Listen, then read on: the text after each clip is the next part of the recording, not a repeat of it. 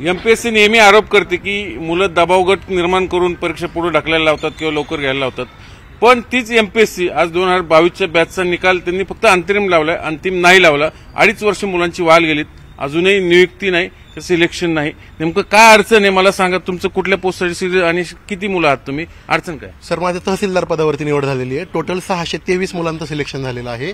राज्यसेवेमधून वेगवेगळ्या पदांवरती क्लास 1 आणि क्लास 2 उपजिल्हाधिकारी असेल, डीवायएसपी, तहसीलदार, सीओ, बीडीओ, शिक्षणाधिकारी अशी क्लास 1 आणि क्लास 2 पदावरती 623 मुलांचं सिलेक्शन झालेलं आहे. ही जी ऍडव्हर्टाइजमेंट होती ती मे 2022 मध्ये आलेली आहे. त्याची प्रिलिम ऑगस्ट 2022 मध्ये, मुख्य परीक्षा जानेवारी 2023 मध्ये. मुख्य परीक्षेनंतर 3 ते 4 महिन्यामध्ये इंटरव्ह्यू व्हायला पाहिजेत. मात्र इंटरव्ह्यूसाठी जवळपास वर्षाचा कालावधी त्यांनी घेतला. डिसेंबर आणि जानेवारी 2024 मध्ये ते इंटरव्ह्यू झाले.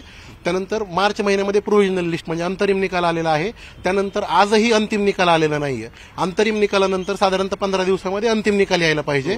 6 महिन्यांपेक्षा जास्त कालावधी लोटून गेला आणि प्रोसेसचं जर बघितलं तर टोटल 2.5 वर्षांपेक्षा जास्त कालावधी लोटून गेलेला आहे. आणि विद्यार्थ्यांना आर्थिक असेल, मानसिक असेल, सामाजिक असेल, फायनान्शियल असेल, सगळ्या प्रॉब्लेम्सला सामोरं जावं लागतंय. कुणी सिक्युरिटी गार्डची नोकरी करतंय, कुणी टेम्पो चालक म्हणून नोकरी करतंय, कुणी असं मजूर म्हणून काम करतंय. अशी अवस्था लोकांवरती येऊन थांबलेली आहे. सर, म्हणजे हे सगळे अधिकारी आहेत बरं का, सिलेक्ट झालेले अधिकारी आहेत.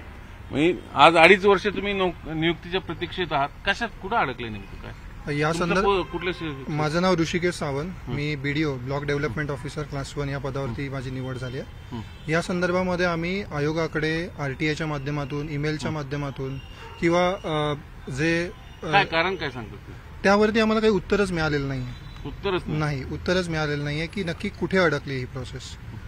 नेमकं काय तुमचं काय अनालिसिस सांगतं, कशामुळे अडकलंय सगळं? सर, आम्हाला तेच जाणून घेण्याची इच्छा आहे आणि त्यासाठी आम्ही विविध लोकप्रतिनिधींच्या माध्यमातून असेल किंवा आरटीआयच्या माध्यमातून विचारणा केलेली आहे, पण आम्हाला अपेक्षित असं उत्तर त्यामधून आलेलं नाही. एमपीएससीला मेल केला असेल ना बाबा? काय? हो, खूप विद्यार्थ्यांनी एमपीएससीला मेल केला. आम्ही आरटीआय केलेले आहेत. एमपीएससीचा जो ऑथेंटिक नंबर आहे त्याच्यावरती कॉल केले आहे की आम्हाला फक्त 8 दिवसात लागेल, 10 दिवसात लागेल, याच्यावरती काहीच मिळत नाहीये. जे आम्ही सीएमना पत्र दिलं, डेप्युटी सीएमना पत्र दिलं, त्यांच्या मार्फत पण आम्ही तिथे पोहोचलो, पण आम्हाला अपेक्षित उत्तर मिळतच नाही. खरं कारण सांगत नाही. काय खरं कारण? सर, आम्हाला ऍक्च्युअली माहित नाहीये, कारण आरटीआयला आम्हाला एकही रिप्लाय नाही. 30 ते 35 आरटीआय आरक्षणाचे याच्यात काय अडकले? नाही, असं काहीच नाही. आणि आयोगानं तसं काही असेल तर नोटिफिकेशन काढून सांगावं ना आम्हाला. ही एक संविधानिक बॉडी आहे मान्य आयोग, आणि मान्य आयोगानं मग कमीत कमी विद्यार्थ्यांना एवढं तरी सांगावं की ह्या प्रोसेसमुळे तुमचं डिले झालेलं आहे. तसंही काय आम्हाला सांगत नाहीये, मेललाही काही रिप्लाय नाहीये. मग आम्ही नक्की न्याय मागायचा कुणाकडे? म्हणजे बघा, साधारण निकाल लांबतो का तर कोणीतरी कोर्टात जातं, कोणीतरी स्टे आणतं. तुमच्या केसमध्ये नेमकं काय? सरांनी सांगितलेलं ते आता तेच आहे. केस म्हणजे न्यायालयात कोणतीही केस प्रलंबित नाहीये आणि जे ऑन रेकॉर्ड आहे ते एमपीएससीनं कोणतंही कारण दिलेलं नाहीये की आम्ही निकाल का थांबवत आहोत. आज काय 2.5 वर्ष झालेले आहेत ही प्रोसेस चालवून, पूर्व परीक्षेपासून रिझल्टपर्यंत अजून कोणत्याही अंतिम निकालासंदर्भात काही आयोगाकडून नोटिफिकेशन आलेलं नाहीये. तर मला तुमच्या माध्यमातून एक एमपीएससीच्या आणि राज्य शासनाच्या निदर्शनास आणून देऊ इच्छिते की जे अंतिम निकाल आहे ते लवकरात लवकर लावा आणि राज्य शासनाने आम्हाला नियुक्त करून हे जे आम्ही भावी अधिकारी खूप निराशेच्या गर्तेत आहेत यांच्याकडे उत्पन्नाचे.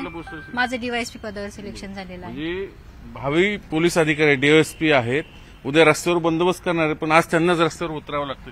नक्कीच, कारण हे जर आम्हाला काही कारण भेटत नाहीये आणि आम्ही वाट किती दिवस बघणार आहे. ऑलरेडी 6-7 वर्ष अभ्यास करून जर आम्हाला नियुक्तीसाठी 2.5-3 वर्ष वाट बघावी लागत असेल ते कुठेतरी अन्यायच आहे. आणि अन्याय जर वेळेत जर न्याय भेटला नाही तर हा एका प्रकारचा अन्यायच आहे ना. आणि आमच्याकडे दुसरं पर्याय पण सध्या नाहीये की आम्ही सगळ्यांना निवेदन असतील, लोकप्रतिनिधी असेल, मंत्री असतील, पालकमंत्री असतील, खासदार असतील, ह्यांच्याकडून आम्ही सगळ्यांना ती बाब आयोगाच्या आणि शासनाच्या निदर्शनास आणून दिलेली, पण आम्हाला अपेक्षित उत्तर नाही भेटलेलं. तर मग मला एक तुमच्या माध्यमातून असं सांगायचंय की आम्ही जे अधिकारी आहोत, अभ्यास करून आलेलो आहेत, घटना वाचून आलेलो आहेत, फुले शाहू आंबेडकरांचं सगळं वाचलेलं आहे.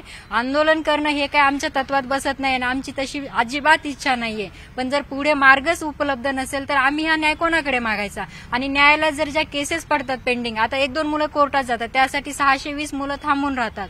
तर मग हे 620 मुलांचं त्यांनी काय करायचं? आम्ही न्यायालयात पण जाऊ शकत नाही. प्रत्येकजण फायनान्शियली तेवढा स्टेबल नाहीये की त्यांनी तेवढा खर्च करू शकेल आणि आम्हाला वाटच ती बघावं लागू दे नाही ना न्यायालयात जावं म्हणून. म्हणजे अडचण काय माहिती काय मुलांची, यांचं सिलेक्शन झालंय, ऑब्व्हियसली यांचं जीवनस्तरही उंचावलेलं आहे आपोआप. म्हणजे गावाकडे जरी गेले ना, ऑब्व्हियसली आता तहसीलदार डीएसपी म्हणूनच ओळखले जाणार आहेत, पण नियुक्ती मिळत नाही. पुढचा खर्च कसा भागवायचा, ही सगळ्यात मोठी अडचण आहे माझ्या दृष्टीने. ज्या लोकांनी सिलेक्शन झाल्यानंतर सत्कार केला सर, आता तेच विचारतात की खरंच सिलेक्शन झालंय का, की का फ्रॉड आहे तू, की असं प्रत्येकाला हा प्रॉब्लेम यायला लागला की खरं सिलेक्शन झालंय तर मग अजून जॉईनिंग का आलं नाही? एमपीएससी आंदोलन पुढे असलेले नेते मंडळी कुठे गेली? माफ करा सर, त्याबद्दल काही कल्पना नाही आम्हाला ते राजकीय वळण कुठे द्यायचंच नाहीये.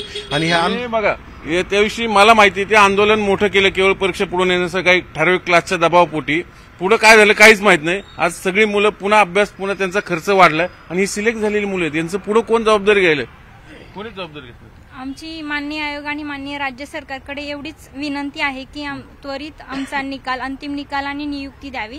कारण अभ्यास करतानाचा एक संघर्ष करून सगळीच मुलं पुढे आलेली आहेत. क्लास 1, क्लास 2 राजपत्रित अधिकारीपदी निवड झालेली आहे, परंतु आता अंतिम नियुक्ती नसल्यामुळे हा जो संघर्ष आम्हाला करावा लागतोय तो खरंच खूप भयानक संघर्ष आहे. त्यामुळे माननीय आयोग आणि राज्य सरकारला माझी हीच विनंती राहील की आमची नियुक्ती द्यावी. यांची अडचण ही आहे, यांना आंदोलनही करता येत नाही, कारण आंदोलन केलं तर गुन्हे दाखल होणार, त्यांचं करिअर खराब होऊ शकतं. म्हणून मेहरबान एमपीएससी आयोगानं आणि मुख्यमंत्र्यांनी त्वरित यांच्या प्रश्नात लक्ष घालव. आज 2.5 वर्ष झाले, सिलेक्शन झालंय पण नियुक्ती नाही, आणि सगळे भावी अधिकारी आहेत, म्हणजे डेप्युटी कलेक्टर, डीवायएसपी, तहसीलदार, बीडीओ, ही सगळी मंडळी इथं समोर आहेत. असे 623 विद्यार्थी आहेत, सिलेक्शन झाले पण नियुक्ती नाही.